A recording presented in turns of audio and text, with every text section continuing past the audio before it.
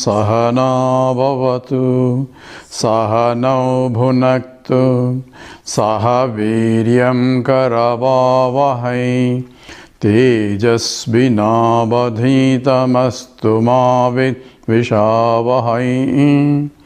Om Shanti Shanti Shanti. Guru Sutra. Akhanda mandalakaram vyaptam yena characharam tatpadham darsitam yena tasmai Sri Gurave Namaha.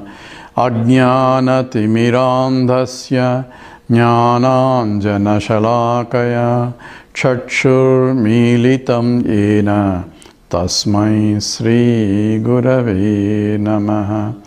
Gurur Brahma, Gurur Vishnu, Gurur Devo Maheshwaraha, Gurureva Param Brahma, Tasmai Sri Gurave Namaha. Stavaram Jangamam Yaptam, Yatkim Sacharacharam, Tatpadam Darsitam Yena, Tasmai Sri Gurave Namaha. Chinmayam vyapiyat sarvam trailokyam sacharacharam tatpadam darsitam yena tasmai Sri Gurave Namaha. Tvameva mata cha pita tvameva bandhuscha sakha tvameva vidya dravidam tvameva Tvameva sarvam madeva deva, Tvameva sarvam gurudeva deva.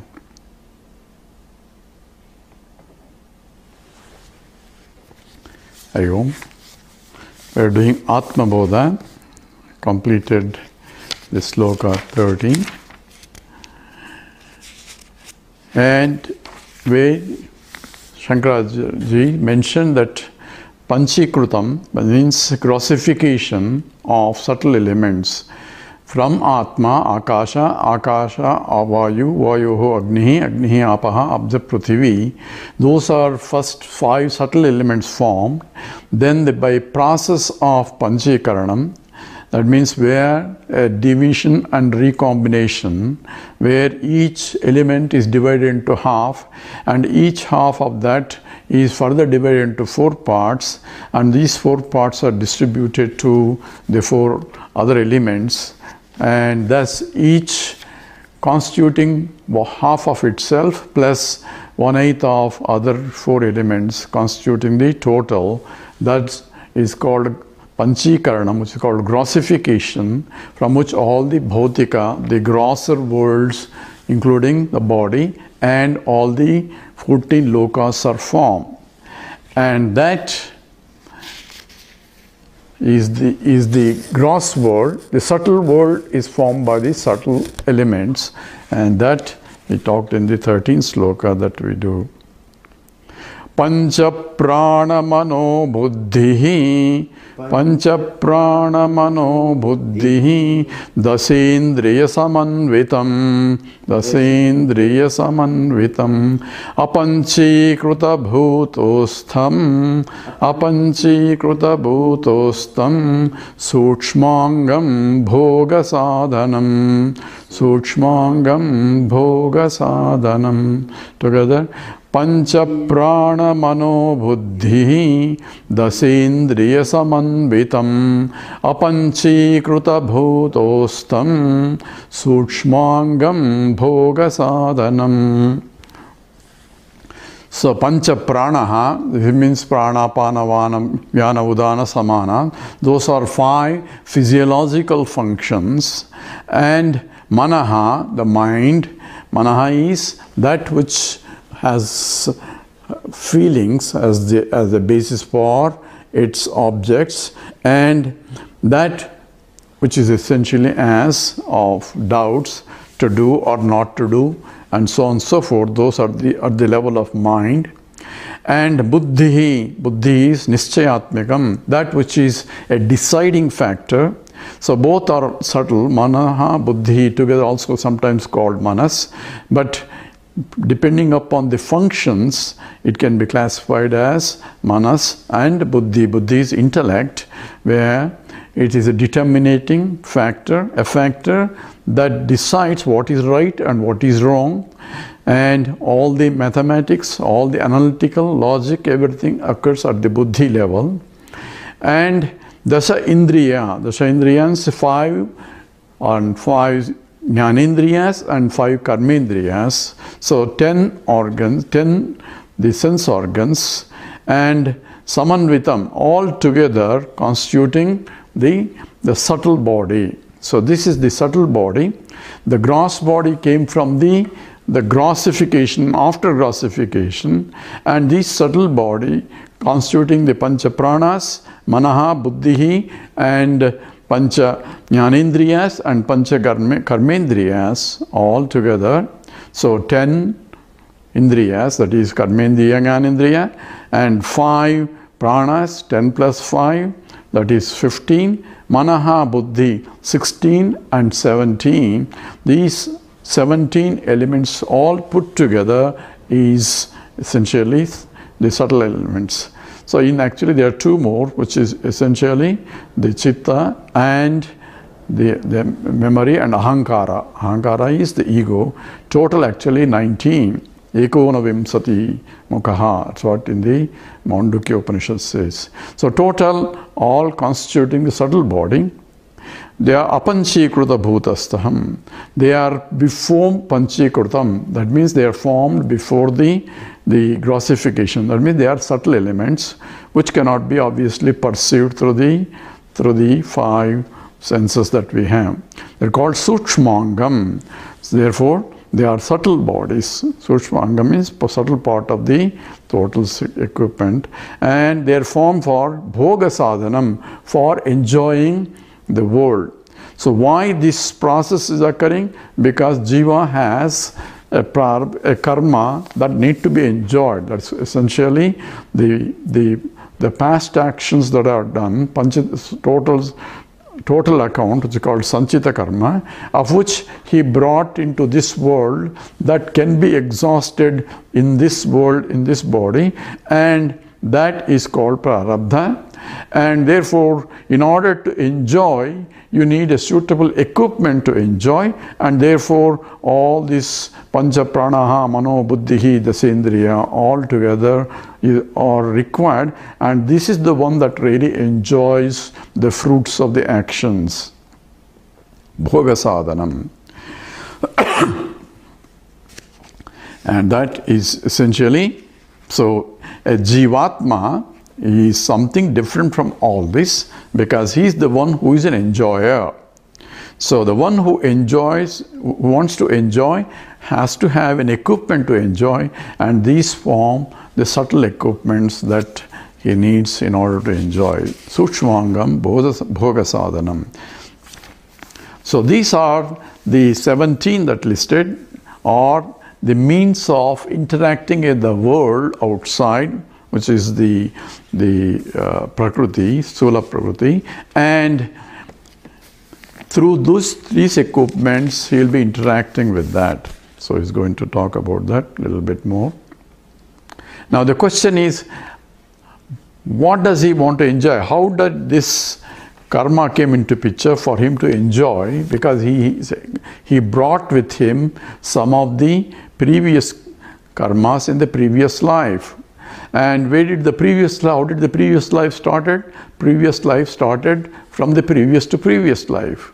So the question that comes is, what was the beginning? life where we didn't have any karma, then how did it start from the beginning? Where was the beginning? Because if there is a beginning for it, then there cannot be karma because he has not been born yet. So if such a question is asked, says it is anadi, it is beginningless. So that's what is the next sloka. Shankara addresses that.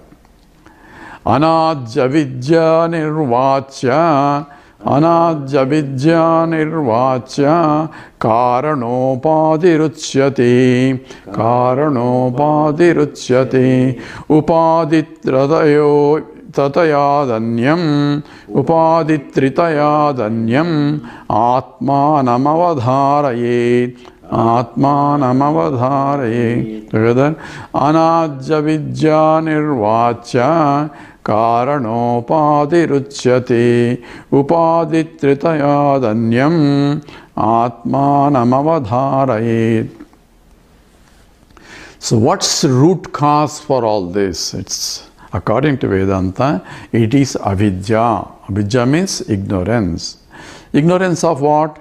Ignorance of my true nature. So I do not know myself. So when did I start not knowing myself?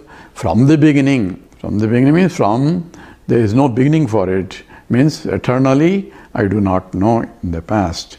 Because if there is a beginning for avidya, if there is a beginning for ignorance, so before that ignorance started, I must be knowledgeable. So one who is knowledgeable does not become ignorant again. Therefore, ignorance has to be anadi. So if I ask the question, when did my ignorance of mathematics started? It is anadi, because since I don't know mathematics. So since when you don't know mathematics? From the beginning I don't know. So it is always, ignorance is always anadi. And what is the nature of that avidya or ignorance? That is anirvachyam. It cannot be explained. It is of this. If it can be explained, then it is, I have a knowledge of avidya. So I don't know. So what is that mathematics? I don't know. So I don't know anything about it. So if I say, that means I cannot define it even, because I don't have knowledge of what it is. So avidya is not only beginningless, it is inexplicable, because it is not a tangible entity. And that is karana upadi. It is the causal body. Now he asks the sukshma buddhi, that is in the previous sloka, that constitutes all the 17 elements, so pancha pranaha and the sendriyaha, manaha, buddhi, all together constituting the sukshma shariram. Now we have a causal body, the karana shariram. Karana means it is a cause for other bodies. Therefore it is a causal body, and it is, what is its content? It is avidya. It is the ignorance. Anirvacham, it cannot be explained. So from the jiva's point, that upadhi is called avidya. From the total point, same thing is called, from all karanas put together, from the total point, it's called also maya.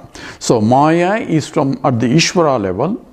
So Maya, because we cannot say the Lord is ignorant.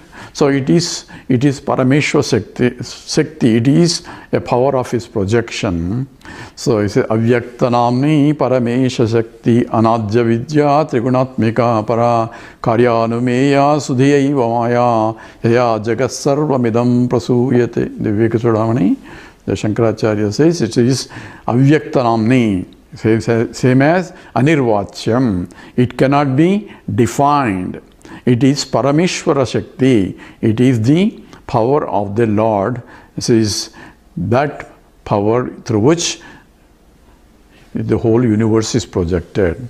In the Svetasvara Upanishad, it says, Maya is same as Prakriti. Mayanta Prakritim Vidyat. So therefore, that Maya at the level of totality, on a macroscopic level, which is Ishvara, it becomes a Upadhi or Shakti for the Ishvara to project the entire universe. So at the individual level, it is ignorance because I do not know, and I do not know myself. So that is called avaranam. Avaranam is, it covers my understanding of myself. So I do not know myself. So if I do not know myself, then what happens? Then I project myself as something other than myself. So everybody thinks they know themselves because there are no courses teaching who are you. Because everybody assumes that they know themselves. But here it says, I do not know my true nature.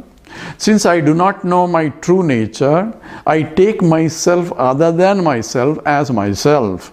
So therefore, I take this upadhis as myself. So that is the avidya janita, then avarana and vikshepa. Vikshepa means projecting myself. I am this, starting from I am this body, I am this mind, I am this intellect. So therefore, I take myself as this, which is an object, and I am a subject, and that confusion is occurring because I do not know myself. That is the beginningless avidya. Because I do not know myself, I take myself as I am this body, this mind and this intellect. And when I do, this body, mind and intellect are limited, and intrinsically I am infinite, unlimited. And therefore, when I take myself a limited equipment's upadhi, I cannot accept that limitations of the body, mind, intellect, because intrinsically I am infinite, whereas these are finite. So since I do not like being finite, therefore I like to solve the problem by making myself infinite. How? By performing an action and gaining this one and gaining that one, and in the process I take myself, I am a karta. That means I am a doer. And whenever I perform an action with the notion that I am a karta, that is kartrutva bhavam is there, then the results belong to me, and therefore I face the consequence of the results. And the results are tangible and intangible. Tangible results are immediate results, that which I enjoy or suffer the consequence of that action. And there is intangible result which leaves an impression in my mind, and that impression is called a samskara or vasanas, that wants to express again as either to repeat that experience if I like it, or to avoid that experience if I don't like it. These are called raga and dvesha. Raga means I like it, or dvesha means I don't like it. So likes and dislikes are essentially expressions of this subtle impressions, and that impressions became karana. Karana means here the cause for me, for propelling me to act in the world. So this becomes a vasanas, a basis that from which a desires come in at the intellect level. And this is, let's have a cup of coffee. How did the desire come? Because of my past actions. Whenever I drank coffee, I enjoyed, and that left an impression on me, and that impression will cause a vasana which causes a desire to have a cup of coffee. And when the desire comes at the intellect level, I can keep quiet and say not now, but agitations come at the mental level, says I cannot do anything intellectually unless this desire is satisfied. Therefore, that's why we have coffee breaks and all that, because intellect cannot function continuously. And therefore, the desire, the vasanas at a subtler level, at a karana level, that is called karana upadhi, causal body, causes a desire at the intellect level, and that desire will manifest in terms of, or expresses at the mind level as agitations that I want it, I want it, I want it, and so on. And I become restless, and then translates into actions at the body level. So this is the hierarchy of the system. You have at the subtlest level, the vasana level, which are called cause, and propels at the intellect level, expresses at the intellect level, at the as a desire, and at the mind level as agitations, and at the body level as the actions. So if I have a lot of desires, if I have a lot of vasanas, I'll have a lot of selfish desires, and I have a lot of agitations in the mind, and that translates to a lot of actions. So the more the vasanas, the more the desires, the more the agitations, I become restless continuously, and life becomes a continuous rat race. And when I perform the action again in the process, it leaves again back impression, so it becomes a vicious cycle. So it becomes essentially a Mahabudha. This is like a big ocean, a whirlpool, where I get caught up in action results. So the whole process is due to what? It's because of anadi avidya, because I do not know myself who I am. So if I have the knowledge of who I am, then what happens? I take myself, I am none of this. Because of the ignorance, I am taking myself what I am not as I am. I am taking myself, I am this body, I am this mind, and I am this intellect. And when I understand that I am not this, neti by scriptural teaching, and when I understand that I am, because of which the whole universe is sustaining, and I am that conscious existent entity, when I have that vidya, which eliminates the avidya, then I know myself as complete, because my true nature is Satyam, Jnanam, Anantam, Brahma, Ahamasmi. That is the nature of myself. It is Anantam. Therefore, it is Ananda Swarupam, because any antam or any limitation contributes to that to get happiness from outside. So all the activities outside is to gain happiness, but I already recognize that I am happy by myself. Therefore, I understood that I am what I am. Therefore, there is no need for me to go after any objects, and I'll be Atmani eva Atmana tushtaha. I am happy all by myself, because the self that I am is the infinite, is Anantam. So if you look at the hierarchy, the basis for the whole process is avidya. I do not know what myself. So it is avidya of myself. It's not avidya of chemistry, avidya, ignorance of chemistry, ignorance of physics or any other ignorance.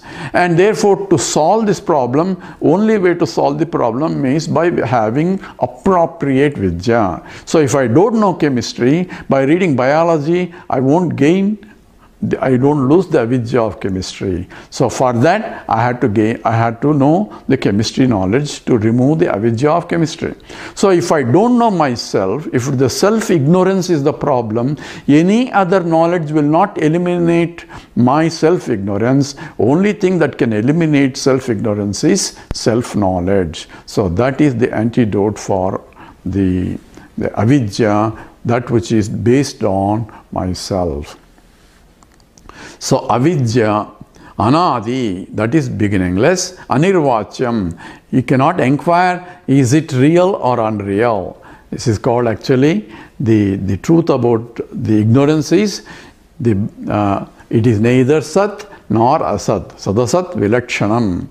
It is mithya only. So it is only at the transactional level I see that I am ignorant of myself. From Brahman point, there is no ignorance, because Brahman is ekameva advitiyam, one without a second, and therefore Brahman doesn't have ignorance. But I, who is a Brahman, taking myself as a Jiva, and why do I take myself as Jiva? Because I am ignorant.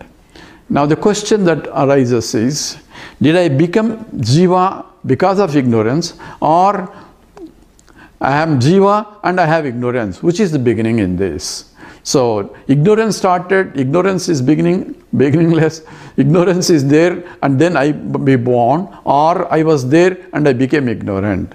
So it is anadi. Anadi is, it is beginningless. You cannot say ignorance started. So ignorance is there all the time.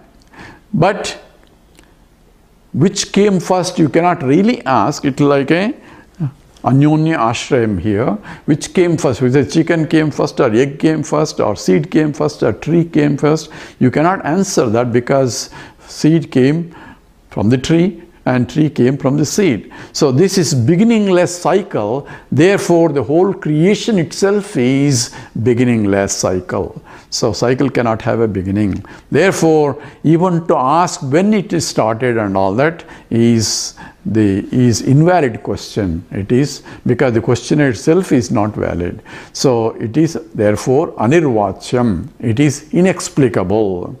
Because any explanation is at the intellect level, but intellect itself is product of avidya. So therefore, only way to answer this, you have to transcend that, and when you transcend that, there is neither avidya, nor a jiva, nor even vidya also, or it is just pure Brahman, and that need to be understood clearly here, because there is a lot of confusion in terms of philosophical traditions and also bhashyas, where how did this beginningless ignorance started? What is the nature of this ignorance? Is it of satsvarupam or asatsvarupam, and so on and so forth? Bhavasvarupam or abhavasvarupam.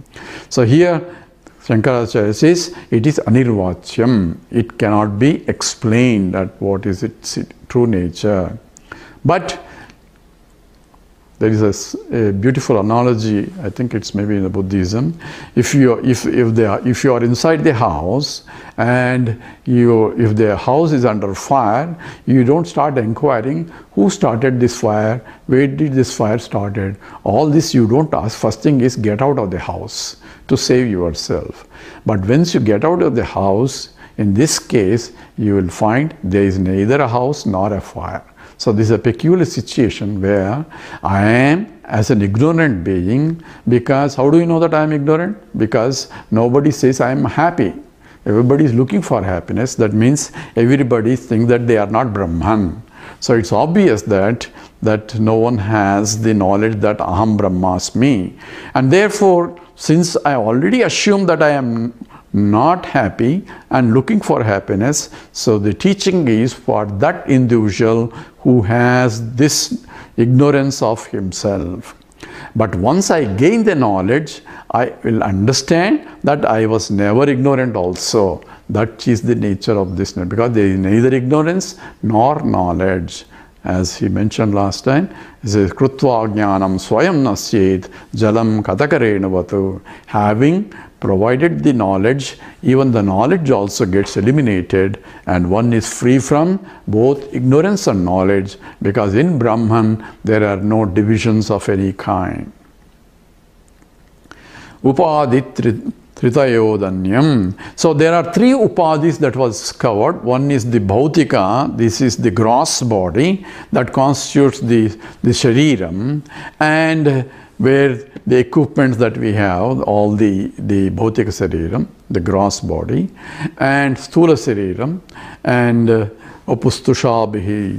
This is the grossest aspect. Then is talking of that is formed by the grossification after panchikaranam. Then there is a subtle body that constitutes in the last sloka that mentioned the 70 elements, which are the Sindriyas and Panchapranas and Manaha Buddhi, all together constituting the subtle body.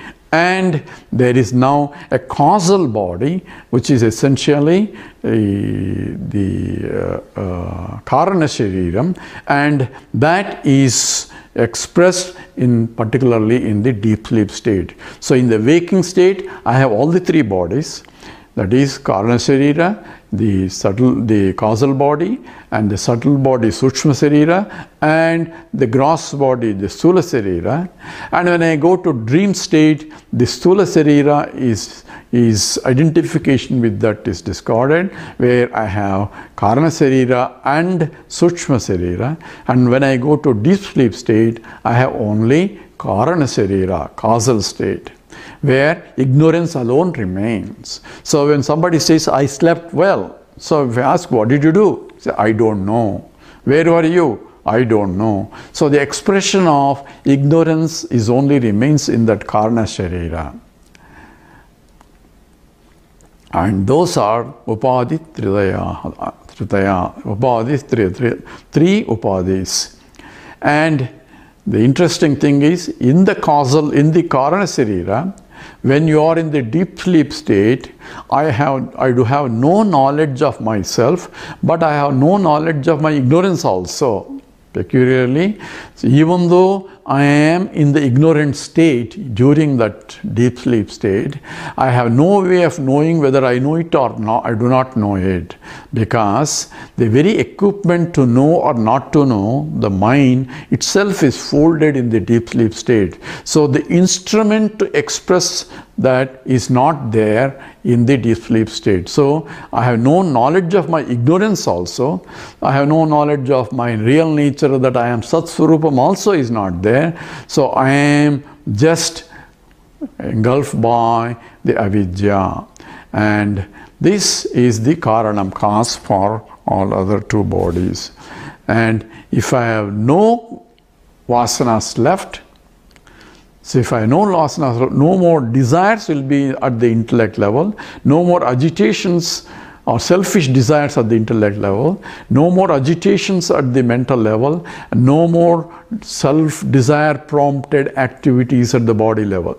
Therefore, a Mahatma is the one who has essentially no vasanas left. Therefore, no self-centered desires at the intellect level, no self-centered based desire prompted agitations at the mind level, and no self-centered desire prompted activities at the body level. So whatever he does or whatever desires he gets is due to Ishvara only, or to the Brahman, because a Jnani is the one who has become Brahman. He has understood that he is a Brahman. So Brahmavit Brahma eva bhavati, says scripture. Knower of Brahman becomes Brahman. Therefore he became Brahman, but Brahman using a local equipments available for Loka Kalyanam, for the benefit of the others, the totality. So that's why we call Guru Brahma, Guru Vishnu, Guru Devo, Maheshwaraha. So Upadhitritayaha, Anyam, that which is different from all these three bodies is Atmanam Avadharayet. So what is that Atma? So who is that? Because I take myself, I am a waker, I am a dreamer, and I am a deep sleeper. These are all three experiences that I am going through more or less every day. But who am I? I do not know, because I am here. It is different from Anyam of Atmanam. Anyam is different from all the three. So I am plus a waking state, I am plus a dream state, I am plus a deep sleep state. The states keep changing, but I am the experiencer experiencing as a waker in the waking state, a dreamer in the dream state, and a deep sleeper in the deep sleep state. But I am different from experienced objects. Therefore, I am not a waking state, I am not the dream state, I am not the deep sleep state. I am different from all these three states, and also these upadhis that are needed to experience these three states. Upadhitrayam. Therefore, I am different from. So therefore, the scripture says, Neti, Neti means I am not this, I am not this. So I am not a waker, I am not a dreamer, I am not a deep sleeper. I am that, because of which waking state is experienced, dream state is experienced, and deep sleep state is experienced. I am a conscious entity, existent entity that without any limitations of the upadis, and that Atmanam avadharayet, that should be understood by the process of negation of what I am not to establish what I am. Why can't scripture directly say who you are? Because it cannot be objectified to say who you are. It can only remove the confusion that you have by saying you are not of that, and by negating all things that can be negatable, you arrive at what you are. Because you cannot negate yourself, you can negate the whole universe. You can negate, I am not this body, I am not this mind, I am not this intellect, I am not this world. You can negate everything which comes under, I am not this, I am not this, I am not this, neti neti. But I cannot negate myself because I have to be there to negate myself. Therefore, that which is different from all these that I can negate is the very subject, and that is the self that I am, and that has to be understood by the process of elimination of everything that I am not. So in this, there are two aspects of avidya. One is the avarana shakti, another is called vikshepa shakti. Since I do not know myself, I am projecting something other than myself as I am. Just as example is, when I going into the semi-dark and I saw and stepped on a rope and saw I do not have the complete knowledge of what it is. I know that there is an object. I know it is soft when I stepped on it, and I know it is around 5 feet long, and I know it is in the dark alley there, and I know and learn that there are a lot of snakes around. So I take myself based on the knowledge that I have and input that I have from the senses. I conclude that the object that I see is a snake, even though it's not really snake, but it is a rope. Similarly, I am taking the whole world by not knowing that the existence that is pervading the whole universe as the basis, but looking at the incomplete information I get from the senses, because senses cannot sense the existence. They can only sense the attributes and bring that from that base. On that basis, I am making a conclusion. This is this object, it is that object, and that differentiation of all object based on the attributes. Since I do not have complete information via senses. The Brahman cannot be sensed because it is not tatyaksha pramana gocharam. And it's only by the analysis I can deduce myself who is that I am. That I am is such is Ananda Swarupam, which is limitless, and that is Brahman. So the second aspect of avidya is called vikshepa shakti, that means projecting power. So when I realize that I am Brahman, what happens? The knowledge can only eliminate avidya. Avidya means only eliminate ignorance. So ignorance is the basis which covered the knowledge, and now I uncover it by a pramana, by means of knowledge, that is by inquiry through Vedanta vichara. So when I remove that ignorance, the knowledge is self-revealing, and once I realize that I am Brahman, then what happens? That eliminates only the avarana shakti. That means the covering aspect of the avidya, because avidya is eliminated.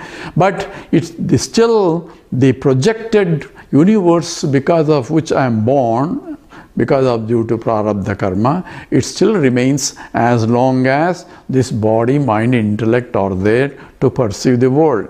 So perception and the body, mind, intellect is there, other shariras are still there, even though I have understood I am not this sharira, I am not this body, this mind, this intellect. Therefore, the vikshepa shakti continues even though avarana shakti is eliminated. Therefore, we have a Jivanmukti, one who has realized, but still he is as though living in the body, mind, intellect, experiencing the world world around through the body, mind, intellect. So his perceptions, everything goes on exactly, other than the fact that he understood that I am not this body, this mind and this intellect. So whatever he does, since he understood that I am the totality, whatever he does is for the benefit of totality, and that's what is called a Jivanmukta, is doing a Loka Kalyanam.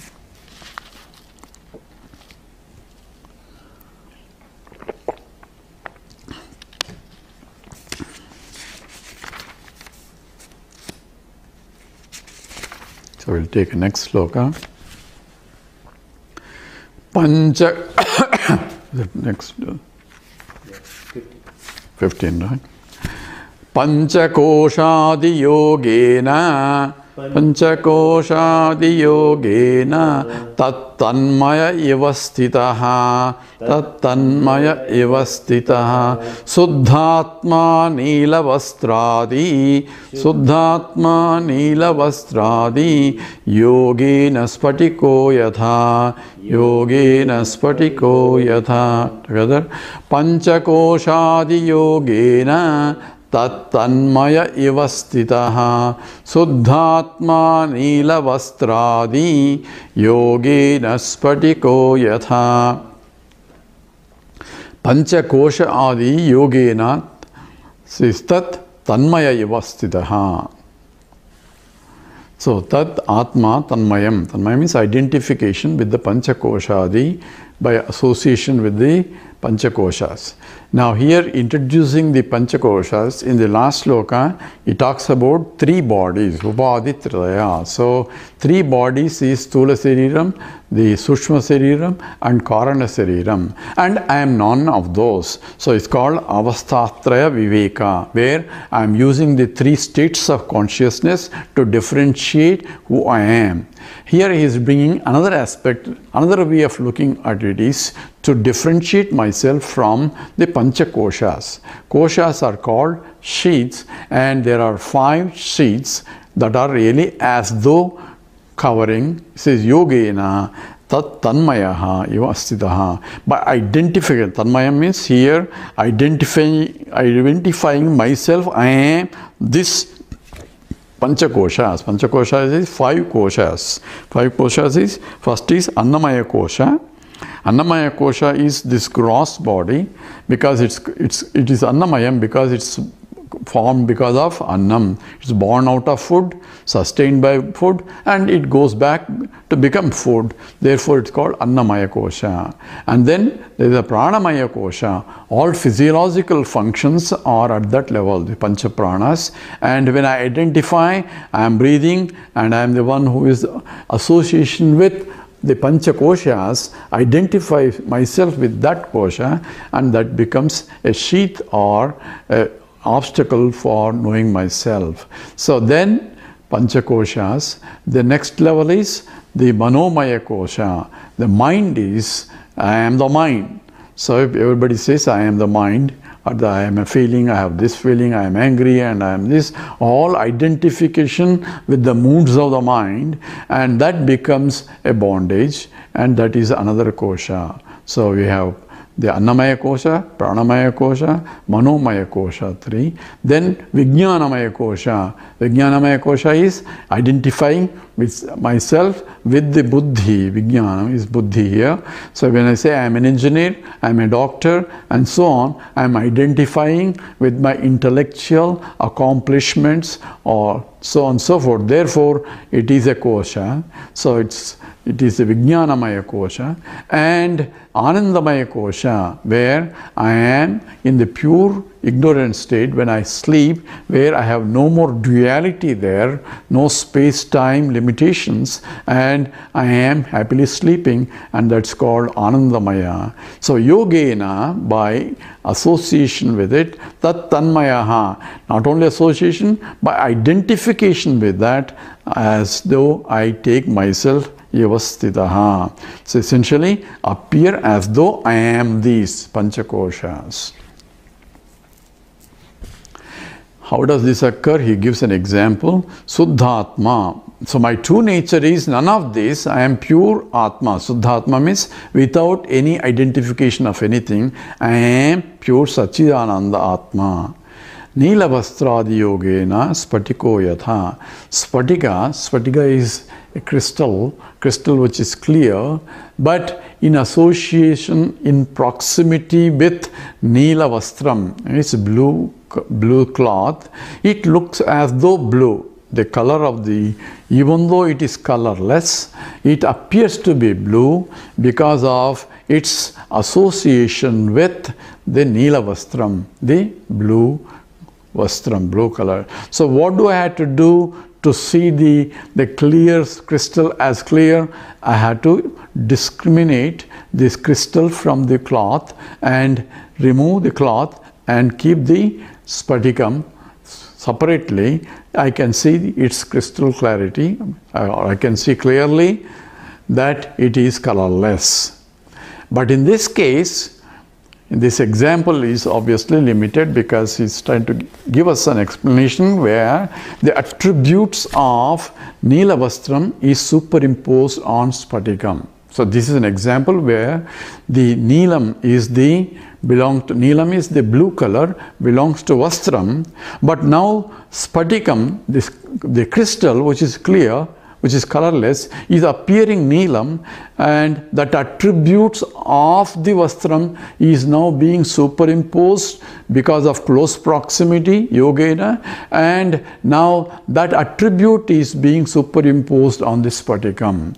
In the same way, Suddhatma, pure Atma, without any attributes, attributeless Atma, because it is being infinite, and infinite cannot have attributes, only finite things can have attributes, and it is Suddham. Suddham is, it is pure, because any impurity is something other than itself. That's what is Malam means, and there cannot be anything other than itself, being infinite. Therefore Atma is always Vimalam or Suddham. And in the Suddhatma, which has no attributes, I am superimposing because of close proximity of Panchakoshas, the properties of Panchakoshas, I as my attributes. Therefore, the property of the Sthula Sarira is the gross body, and the property of the subtle body, property of the causal body, or property of Annamaya, Pranamaya, Manomaya, Vijnanamaya, Anandamaya, all these koshas are superimposed on myself. Oh, I slept very well, I solved this problem, oh, I am agitated, all this I am not able to breathe properly, all these functions of that pranamaya and so on, I am identifying with myself because of close proximity with it. Here we need to understand a little bit. In the case of Neelavastradi, Spatika, we can eliminate the superimposition of the color of Neelam from the Spatikam. Neelam means blue color, from the Spatikam, from the crystal, by keeping Neelam away from the Spatikam. Can we do the same thing for the Atma? It cannot be done. Why? I cannot separate Atma from the Panchakoshas. Why? Because Atma is infinite. So infinite cannot be separated. Only finite things can be separated from the other things. Therefore, it's a peculiar separation has to be done. It's not like removing the Nila Vastram from the Spatikam, because they are two independent things. But here I have to veil being with the Panchakosha. I had to intellectually separate that Atma which doesn't belong to any one of these. So that has to be done by inquiry. That's why it is called a Sukshma Buddhi is required. A subtle intellect is required to differentiate what is Atma and what is Anatma. All belong to Anatma, but I cannot really separate it, because Atma cannot be separated from Anatma. If it can be separated, then Atma cannot be infinite. So Atma being infinite, Brahman, it includes everything. It cannot exclude anything. Therefore, the whole world, as well as the Jiva, as well as the Panchakoshas, all are within Brahman only. So I had to use a very discriminative intellect in order to separate intellectually while all these things are still there. That's what is essentially required here in the separation.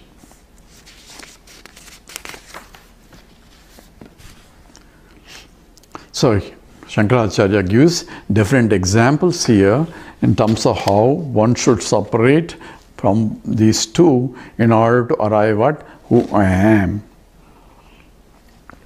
or what is my nature of myself. Let's do 16. Vapustushadibihi koshaihi yuktam yuktyaavaghatataha atmanamantaram suddham vivichya tandulam yatha. Together, vapustushadibihi koshaihi yuktam yuktyaavaghatataha atmanamantaram suddham vivichya tandulam yatha. So vapuhu is a sariram, says tushadibihi koshaihi. So here he is giving some gross example for us. Says we have to separate it essentially. How do we separate? Says tandulam is the rice, and the rice is covered with the husk. So tushadibihi, with the husk is there like a kosha, it is covering yuktam. So the tandulam is koshaihi yuktam. It is covered by the husk, and it is to be removed, yuktam, yuktya avaghatataha. By avaghatataha is by continuously pounding on it. So if you want to remove the rice from the covering, the husk, you have to keep on beating it until it comes out. And that is the way to remove. So there it is a real kosha, it is real covering where one can be separated from the other. So but here the important word is, so it is not, although it is not like that, it is similar to it in the sense, vapuhu tushadibihi, vapuhu is, the body is also as though covering. So it has to be used yuktya, by intelligent way of doing. Here it's not by physically beating the panchakoshas and so on. Here yuktya he uses by intellectual analysis. Therefore an inquiry is required. It's not just closing my eyes and say who am I, who am I. I need to inquire what I am not, rejecting what I am not, and establishing I am that which cannot be negated. So atmanam antaram suddham, that which is innermost, indwelling in the koshas, atmanam antaram suddham, which is pure, this vivichyat, it has to be separated, and just as tandulam yatha, just as the rice. Here therefore the important is one has to, just as avaghatataha is continuously pounding by yukti, by proper analysis. So I have to keep continuously analyzing, inquiring, and using Vedanta as a pramana, and through the teacher I had to separate this myself. I am not this, I am not this, I am not this, while understanding that I am this also. That's why in the Tattvamasi statement, you are that is a teaching. That which I have rejected before, that I am not, is also I am, because Aicha Atma idagam sarvam tat satyam sa atma. This essence of whole universe also is you only. So what I am separating is superficial names and attributes I am rejecting. So here tandulam, aghatataha means constant pounding, where I am trying to separate the superficial entity from the substantive entity. What is substantive? What is that which is the basis for the whole universe? The basis for the whole universe, including the Panchakoshas, is the Brahman only. Because there cannot be anything other than Brahman. So everything has to be Brahman. So Brahman is of the nature of pure consciousness and pure existence, which I cannot perceive when I am perceiving or identifying with any of the Panchakoshas, or I am perceiving the world. Therefore, I have to use yukti and avaghatata. Yukti, intelligent way of doing it by constantly pounding intellectually on the truth expounded by Vedanta. So therefore, by that process, Atmanam Antaram Suddham. Atmanam, that self, Antaram here is Antaryami, that pervades everything but not obvious because of the superimposed names and forms. So it is, Antaram is not inner, inside something, but it is inside as the very substantive, but yet it can be it cannot be perceived, it can only be intellectually deduced. A changeless entity in all the changing entities. And therefore, it is Suddham. Therefore, it doesn't have anything else other than itself. It is completely pure, and therefore, that Atmanam Antaram, that has to be Vichat. We have to separate through Yukti, through Vedanta Vichara. So that's what is the process is being specified, although he gives a simple gross example. Just as the rice, we have to remove from the husk by beating the husk. Beating the rice with the husk, we can remove the husk part of it. Okay, let's take the next sloka. Sada sarvagatopyatma. Sada sarvagatopyatma na sarvatra bhasate na sarvatra bhasate buddha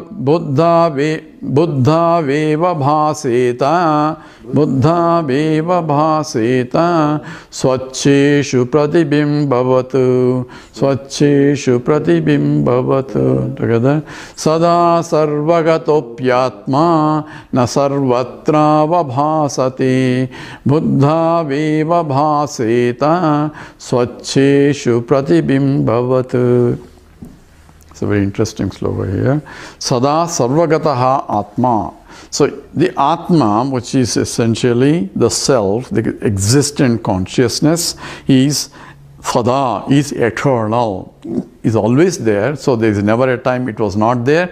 There will never be in future, it will not be there. It is always there. Sarvagataha, Sarvagata is, it is all pervading. Therefore, it is everywhere, present everywhere. So, even though it is present everywhere, it is eternally present and so on, this Atma, na sarvatra avabhasate. Says this doesn't express itself, avabhasati is expressing itself or shines itself, it doesn't shine, expresses itself everywhere. So even though it is everywhere, even though it is all pervading, it doesn't expresses vividly everywhere. Now sarvatra avabhasate. So where does it express? So buddha veva avabhasate. So in the buddhi alone it shines. This is the statement here. Swacheshu pratibhimbavatu. So Swacheshu, it says when the buddhi is completely clean, it's essentially it is crystal clear, or it's perfectly like a mirror, completely clean and clear, and it shines pratibimba. It is as though like a pratibimbam. Pratibimbam is as a reflection. It shines as a reflection. So a lot of Vedanta is packed in this sloka that we have to go a little bit. So what is a jiva? how is the Atma, all-pervading Atma is now localized or expressed locally? All this is being stated in a condensed form by Shankara here, and we have to go through very carefully.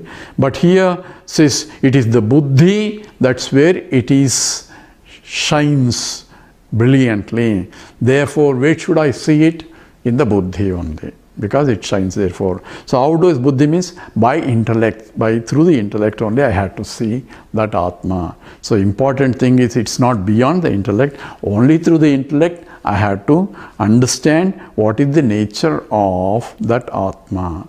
And we will go through this more exhaustively in the next class. With that, we will stop.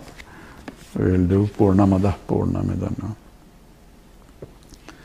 Om Purnamada Purnamidam Purnat Purnamudachyate Purnasya Purnamadaya Purnameva Vasishyate. Om Shanti Shanti Shanti. Harihi Om Sri Gurubhyo Namaha. Harihi Om.